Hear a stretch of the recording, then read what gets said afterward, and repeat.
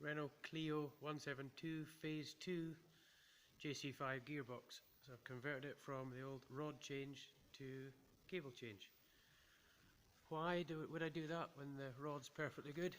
Well, I took my car down to Tony Law, who made me an absolutely amazing 4-branch manifold, but far too big for the tunnel. I knew that anyway, but what it did is it gave me a good opportunity to raise the gear stick higher, so my hand is higher up, closer to the steering wheel and closer to me, so I don't have to reach too far.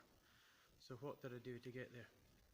So first of all, I took the standard Selector, as we have here, and I cut this looped end off round about there, and then you'll see I made 2 cupped bits of steel plate, 6mm thick, an arc on it which matches this point here. And a little nylon insert then allows the forward and back, so that's your 3rd to 4th, and then the up and down is catered for by this other pivot I've got here.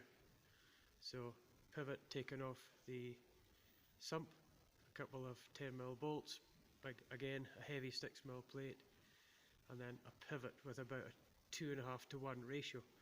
Seemed to work right. So the cables, I started off with a set of Renault Laguna outers. No reason why, I just had a set there, and hey presto, this first cable was exactly the same length. Didn't have to do any modifications. What I did is just broke the plastic bit off the standard end, and then threaded this to M6. The end, I think it was an M7 left hand thread, I think, from memory. Then fitted a 6mm rose joint on the end, and on the top of my Selector that I made, I've welded a stud on, so that allows the forward and back. Then going on to the side to side neutral, I had to shorten the cable by about the outer and the inner by about 4 inches, and I made a new end for it then.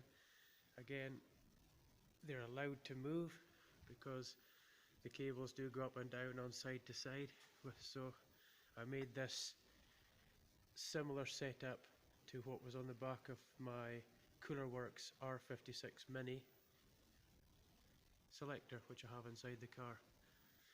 So that allows everything to work fine.